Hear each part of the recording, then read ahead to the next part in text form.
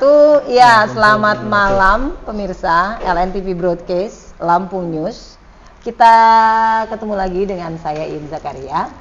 Malam ini, walaupun nanti disiarinnya nggak live ya, kita LNTV Broadcast mendatangi sebuah tempat di daerah Pesawaran ini, dekat sekali dengan Bandar Lampung, Kemiling sebenarnya. Ini adalah secret ya. Kalau dibilang secret, bisa secret?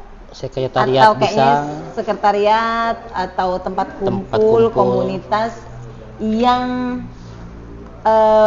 bergeraknya itu di bidang yang unik sekali. Makanya masuknya di dalam unik, asik.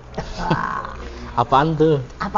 Makanya mau dikulik-kulik apaannya. Waduh, takut saya. LP2 SDM RTD CL. Panjang banget. Apaan sih itu? Ini aku punya dua teman di sini. Ada Andre dan ada Mas Tommy, ada Mas Andre dan ada Mas Tommy. Aku panggilnya Mas Tommy atau Bang Tommy atau Tommy aja. Adek aja ya. Merasa muda deh. Ada Andre di sana. Maklum teman-teman. Jadi panggilnya agak kagol. Nah, mereka adalah anggota ya. Dan pengurus juga sekaligus pengurus dari LP2 SDM RTD CL. Apaan sih itu, Tom?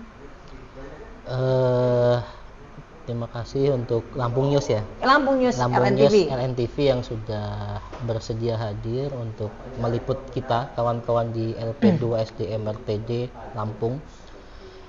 Jadi kalau ditanya kepanjangan ya. Jadi LP2 SDM RTD CL itu adalah lembaga pelatihan dan pengembangan sumber daya manusia RTD Cosmic Link by IN. RTD Cosmic Link. Jadi kita adalah lembaga yang berfokus untuk pengembangan dan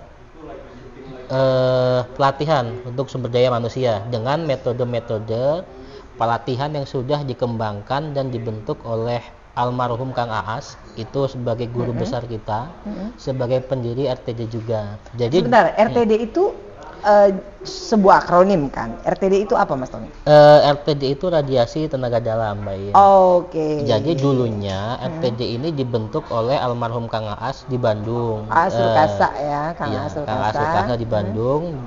Dan memang dulu lebih fokus ke arah olah nafas. Olah nafas dengan tujuan untuk kesehatan dan akhirnya akan mengembangkan pola pikir. Nah, itu kayak olah nafas kan kayak berarti kan ada ritme ya, ada ritme nafas yang dilatihkan gitu. Sama nggak sih ini kayak olahraga gitu? Kita ke Andre deh, sama nggak kayak olahraga? RTD sendiri? Ya sebenarnya mencakup berbagai macam hal ya. Kalau kita sebut olahraga bisa gitu, karena memang yang dilakukan itu banyak bentuknya olahraga. Tapi sebenarnya selain olahraga ada hal-hal lain yang mungkin bisa kita dapat. Contohnya selain badan sehat, senam ini juga kalau kita nyebutnya senam ya. Iya, senam pernafasan tadi ya. Senam ini juga menstimulus sebenarnya, menstimulus titik-titik tertentu di tubuh itu supaya enzim-enzimnya bekerja dengan lebih baik. Supaya menyentuh titik-titik tertentu di dalam tubuh manusia, tubuh kita, supaya enzim-enzim yang menyusun badan kita ini bekerja dengan lebih baik. Lewat ritme nafas yang tadi ya. Lewat ritme nafas yang dilatihkan ya. Iya, betul. Nah, kalau CL sendiri? CL itu sendiri sebenarnya singkatan ya dari Cosmic Link. Jadi kalau kosmik itu kita sudah paham sendiri, kosmik itu adalah alam semesta. Kemudian link itu katakanlah terhubung. Nah, jadi secara harfiah mungkin kan terhubung dengan alam semesta. Nah, tapi sebenarnya ada banyak hal di Cosmic Link itu sendiri yang mungkin kalau kita biasa-biasa saja ya, kadangkala kita menangkap satu fenomena itu tidak pernah terpikirkan sebelumnya kalau misalnya ternyata fenomena itu terhubung dengan yang lain. Ya, ini agak menarik nih ya. Ini agak menarik. Dari lembaga pengembangan sumber daya manusia Ya. melalui radiasi tenaga dalam, ya, senam olah nafas tadi menuju menuju keselarasan ya, keterhubungan dengan alam semesta. Ini konsep yang menurutku ini orang pasti akan bertanya, apa hubungannya olah nafas dengan kok kita bisa melakukan keterhubungan dengan alam semesta? Gimana bentuk manifestasinya? Nah, ini akan banyak, dan latihannya tuh gimana? Pasti akan ditanyakan kayak gitu kan. Dan kapan latihannya yang baik gitu. Terus sudah berapa lama ini lembaga berdiri? Orang pasti akan bertanya-tanya gitu. Karena yang ku tahu kan teman-teman RTD sendiri juga membuka peluang yang selebar-lebarnya untuk teman-teman lain bergabung di komunitas ini. Bener kan, Tom? Bener. Begitu ya. Nah, itu gimana tuh konsepnya? Konsep nafas yang diolah punya ritme tertentu bisa membuat orang lain, seseorang atau manusia itu mengembangkan kapasitas dirinya, sumber daya manusia yang meningkat. Aku dari Tommy dulu, nanti ini Ari. Bang Ali udah nggak sabar nih Mbak ya. Jadi mungkin kalau kita kaitin kan gini Mbak ya, tahap awal itu kan sebenarnya di sini kita ingin melatih terkait masalah paradigma berpikir. Jadi pada dasarnya kita ini itu kan terpengaruh dengan alam semesta. Kalau kita bicarakan alam semesta ini dia sudah berjalan memang sesuai dengan kodratnya dia. Yang menyimpang itu kan biasanya di kita. Nah, terus biasanya kayaknya memang di kita ya, manusia yang lain. Nah, yang nggak terima. Kemudian ketika dikaitin kok dengan kita latihan olah nafas ini nantinya kita bisa sinkron dengan alam semesta. Jadi pada dasarnya kan ketika kita berlatih dengan senam pernapasan ini, itu kan ada titik-titik psikolobus itu yang kita atur atau yang kita latih. Nah, titik psikolobus itu adalah sebuah istilah yang digunakan oleh almarhum Kang Aas Lukasan. Kalau mungkin orang umum itu mengenalnya dengan titik-titik cakra. Jadi, sedangkan almarhum Kang Aas itu dia merasa cakra ini kurang bisa melingkupi ya makna harfiah yang diinginkan oleh almarhum Kang Aas. Makanya beliau menggunakan istilah psikolobus yang berarti adalah titik-titik pusat pengolahan psikologi manusia, di mana di 7 titik itu berkaitan dengan enzim-enzim yang ada di dalam tubuh. Di dalam tubuh. Nah, 7 titik tadi itu berkaitan dengan enzim-enzim yang ada dalam tubuh. Iya. Jadi begitu kita melatih titik-titik psikolobus itu kan kaitannya juga nanti dengan kapasitas energi kita. Begitu kita melatih kapasitas energi kita, itu ibaratnya kayak sebuah generator lah. Ketika kita itu sendiri atau mungkin tidak berlatih, generatornya itu mungkin kecil. Jadi ketika kita bilang bukan berarti dia tidak punya, tapi itu kecil. Kayak orang bilang Allah bisa karena biasa ya. Berarti generator itu akan kuat, akan aktif apabila dia sering dilatih. Ya. Jadi dengan metode ini kita melatih dan memperbesar kapasitas generator itu tadi, yang akhirnya kapasitas energinya akan lebih besar. Ketika orang itu dia punya kapasitas energi yang lebih besar, maka dia akan punya kapasitas yang lebih besar juga untuk mempengaruhi lingkungan yang ada di sekitarnya. Nah, ketika dengan power yang lebih besar, dia bisa mempengaruhi lingkungan yang ada di sekitarnya. Pengaruhnya pengaruh baik ya. Yang baik dong. Yang baik dong. Ya, kalau yang buruk mah bahaya. Bukan di RTD, Mbak. Andre, gimana Andre? Ini konsepnya tuh radiasi. Berarti kan kalau sebuah radiasi itu, kalau dari terminologi itu radiasi itu kayak dia mempengaruhi nuklir lah gitu ya. Nuklir lah ya. Gue radiasi nuklir. Radiasi. Itu pengaruhnya tuh luas. Ya. Radiasi tenaga dalam. Jadi tenaga dalamnya manusia itu yang meradiasi si manusia itu dan lingkungannya. Begitu. Mungkin beginilah penjelasan secara sederhana ya. Konsep dasarnya adalah energi. Konsep dasarnya sekali ya. Nah, kita kembali ke pelajaran eksak dulu lah waktu sekolah. Ya. Sudah jelas hukumnya bahwasannya energi itu kekal, tetap. tidak dapat diciptakan dihilangkan, dan tidak dapat dimusnahkan. Ya. Dia hanya berubah. Ya. Ah. Satu energi hanya bisa berubah dari suatu bentuk ke bentuk, bentuk yang yang lain. Nah, konsep dasarnya di situ. Ya. Nah, kemudian apa sih energi itu sendiri, kan? Sebenarnya kan energi ini selalu berhubungan berhubungan dengan kita sehari-hari, bahkan bukan sehari-hari, setiap waktu, Iya. setiap saat dan setiap waktu, kan? Iya. Nah, itu yang kadang-kadang kita tidak pernah menyadari, tidak pernah memperhatikan, dan tidak pernah mempelajari apa sebenarnya energi itu. Jadi yang kita tahu cuma teori-teori di sekolah, seperti yang saya katakan tadi, energi itu tetap, kekal, dan sebagainya.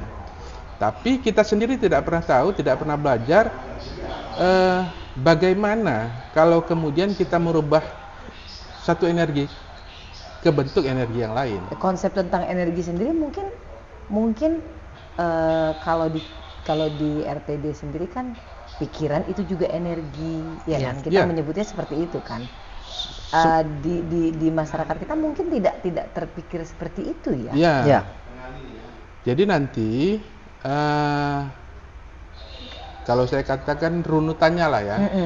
Ketika kita sudah belajar tentang energi, kemudian nanti kita juga akan belajar mengenai polaritas. Jadi selama ini kita hanya melihat dua sudut yang berbeda, baik, buruk, siang, malam, tinggi, rendah, dan sebagainya. Dan selalu mengatakan bahwasanya, oh yang benar itu yang baik, buruk itu salah gitu.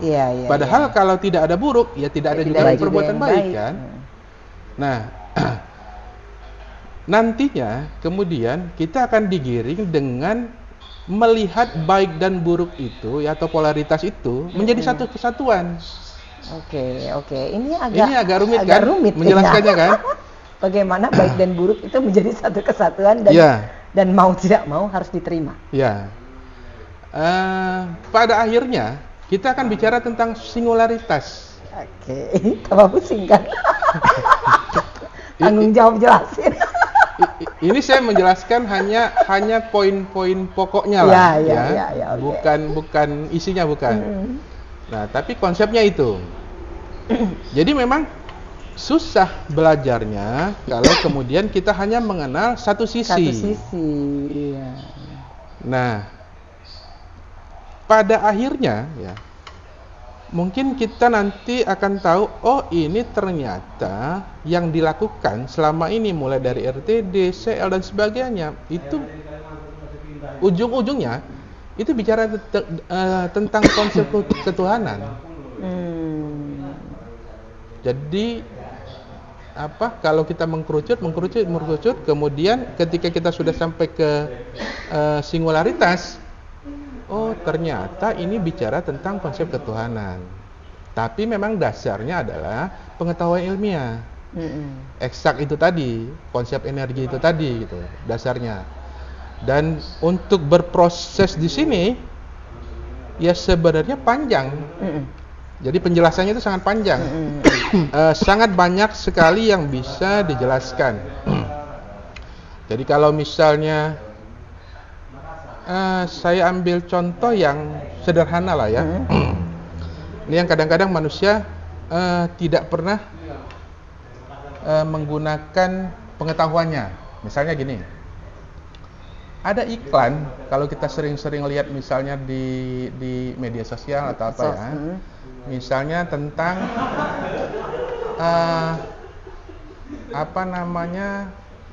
shower air, tahu shower air? Ya, shower air. Jadi iklan itu menjelaskan bahwasanya ketika keran itu dibuka, dia pakai shower biasa, itu tembakannya kecil. Iya. Kemudian digantilah pakai shower yang lain. Shower yang lain, ya. Tembakannya jadi lebih besar. Nah, ketika kemudian kita beli produk itu, sampai rumah sama aja. Tetap kecil juga, ya kan? Sumber kita. Ya kan? Nah, ternyata manusia itu kadang-kadang tidak mencerna. Sudah jelas nih hukum bejana mengatakan tekanan di dalam ruangan tertutup itu akan menuju ke segala arah tanpa berkurang besarnya. Ya kan? Artinya kan air di dalam selang itu mau diganti seperti apapun showernya, Iya. ya tetap aja tekanannya segitu. Gitu. Kalau nggak ditambah tekanan. Ya, kalau tidak ditambah power. Ini yang lucu kan ketika kemudian kita ikut-ikutan beli. Kita mengganti. Ya, Berharap itu menjadi Besar. lebih bisa nyembur yang banyak tadi. iya, padahal sudah jelas hukum fisikanya begitu bicara. iya. Nah, itu yang saya katakan, kita tidak memahami hukum fisikanya, sehingga kemudian ketika kita ngelihat, wih iklannya keren, beli. Begitu sampai rumah, sialan kena tipu. Kan? Padahal enggak. Kan? Yang salah kan kita sendiri sebenarnya. Kenapa tetap beli yang begitu gitu? Kok nggak nyambung dengan ilmu fisika yang kita pelajari gitu kan? Kita nggak nyari sumber akar masalahnya. Ya, yang benar itu kan, ya tenaga untuk nyemprotnya ya Yang harus diperbesar. diperbesar. Iya. Nah, ini bicara soal tenaga, soal power ya. Aku nyambungin dari yang dijelaskan oleh Tommy tadi, jadi titik psikolobus itu yang diolah karena di dalam situ ada enzim-enzim yang kemudian nanti enzim-enzim itu berpengaruh terhadap paradigma berpikir kita, ya kan? Terus perilaku kita nanti ke depannya, power yang dihasilkan oleh kita, sensitivitas kita. Nah, cara melatihnya. Ini nih yang kan kalau aku lihat dari LP, LP2, SDM, RTD, CL, berarti radiasi tenaga dalam ini dua-nya ya. Ya, Cara melatihnya. caranya. Senam pernafasan itu caranya. Ritmenya itu adalah pola-polanya. Itu gimana? Jadi kan gini Mbak In, ketika kita bicara soal kapasitas energi, itu kan kita ibaratkan kayak sebuah kincir air lah. Artinya kan ketika kincir air itu ingin berputar, itu kan harus ada tekanannya. Nah, itu kan pada dasarnya secara harfiah di kehidupan kita pun itu sudah pasti. Berputarnya dengan cara apa? Dengan cara pengalaman hidup, dengan cara tekanannya, dia dengan permasalahan hidup segala Luar macam, biasa, akhirnya kincirnya itu bisa berputar. Ya. Nah, di sini pilihannya kan apakah kita ketika ingin memutar kincir itu harus menunggu ada masalah hidup, Sangat berat. sangat berat mungkin kan, atau bisa kita latih nih dengan cara senam-senam itu tadi, sehingga kincirnya itu bisa berputar. Nah, ketika bicara soal metodenya, almarhum Kang As itu dia sudah membuat sebuah kurikulum yang itu tujuannya bisa mengaktifkan kincir angin itu tadi. Dan itu pun almarhum Kang As karena begitu visionernya, jadi dia itu sudah petakan metode-metode latihan itu berdasarkan usia. Berdasarkan usia. Jadi berarti nggak bisa maksa untuk, misalnya kita mau ada senam dengan ritme nafas seperti ini di anak usia 8 tahun. Itu harus ada, Kang A sendiri sudah membuat bukan peraturan, kurikulumnya itu udah dipasin banget ya dengan kapasitas si anak. Udah. Atau orang dewasa yang usia segini harusnya dia dapat materinya yang seperti ini, jadi nggak keberatan belajar gitu. Udah ada. Seperti itu metodenya, ada. Jadi itu kan kalau kita kaitin dengan diagram kesadaran, itu kan memang nanti ada kaitannya dengan usia itu juga. Makanya ketika Kang As itu buat sebuah kurikulum, itu beliau kaitin juga itu dengan diagram kesadaran itu tadi. Jadi ketika anak usia semisal 0 sampai dengan 40 tahun, itu kan biasanya dia lebih banyak bermain di power dan di ego. Nah, makanya dia dilatih dengan senam-senam ini tadi. Tujuannya apa? Supaya dia bisa melatih dan mengembangkan. Jadi kalau di kita itu ada istilah dengan CSP itu tadi Mbak In, kontrol, sensitivitas, dan power. Nah, kontrol ini kaitannya dia itu berkaitan dengan tenggorokan ke atas. Jadi kalau kita bicara titik psikolobus, titik tenggorokan, kemudian ajna sama mahkota. Kemudian sensitivitas itu kaitannya dengan dua titik psikolobus, yaitu di jantung sama di solar plexus.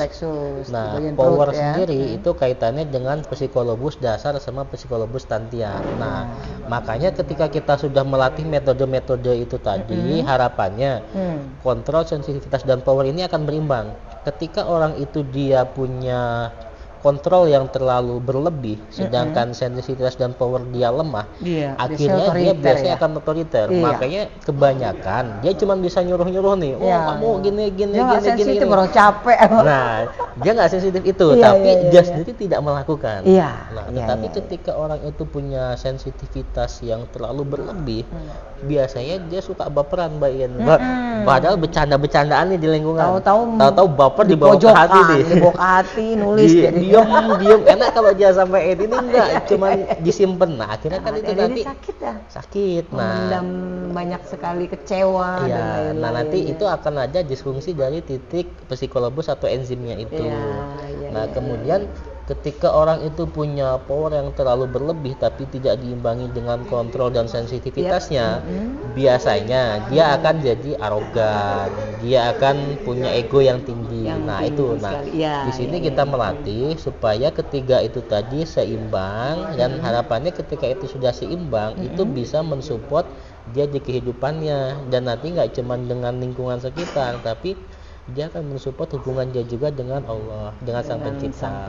Itu, Mbak Ian. Nah, Mas Andri, semoga nggak mumet ya. Iya, semoga nggak mumet ya. Dre, kita latihannya harus kalau di sini jadwal latihannya gimana, Dre? Kalau ada yang mau ikut nih?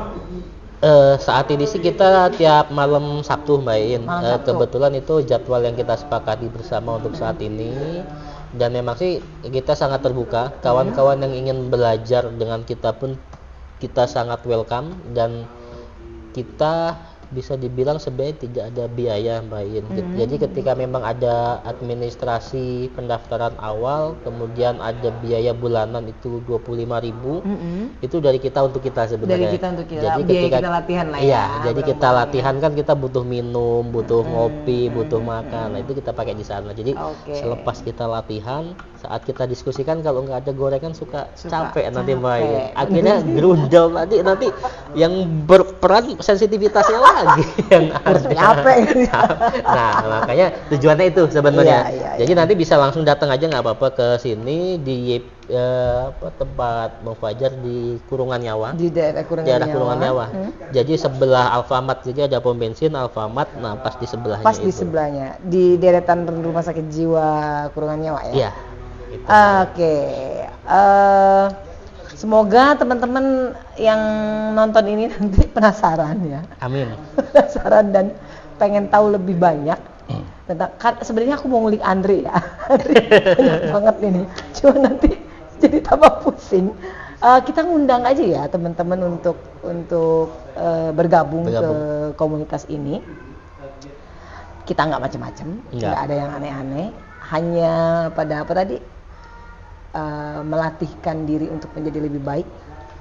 Pada dasarnya kita di sini saling belajar, Mbak Ian. Jadi bisa jadi kita kawan-kawan di sini nanti belajar dengan kawan-kawan dari luar yang baru datang.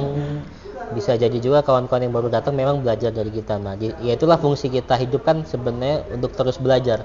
Jadi kalau dikaitkan dengan keislaman pun Rasulullah kan sudah menyarankan belajarlah kamu sampai dengan akhir hayatmu. Artinya kan kita harus tetap selalu berproses, kita harus tetap selalu belajar. Dengan begitu kita bisa selalu mengupgrade kapasitas diri kita. Begitu kapasitas diri kita terupgrade, maka kita bisa lebih bermanfaat dan berfungsi untuk lingkungan sekitar dan alam semesta. Itu, Mbak Ian. Andre, ada yang mau ditambahin, Andre? Mungkin kesimpulan lah ya. Ya. Secara sederhananya begini. Sebenarnya yang mungkin sering kita diskusikan, sering kita pelajari ini sifatnya universal.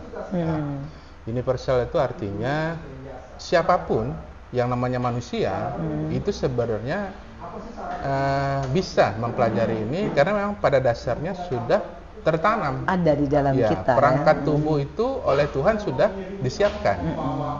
Jadi tidak ada batasan tentang agama, kemudian suku dan sebagainya lah, kira-kira seperti itu.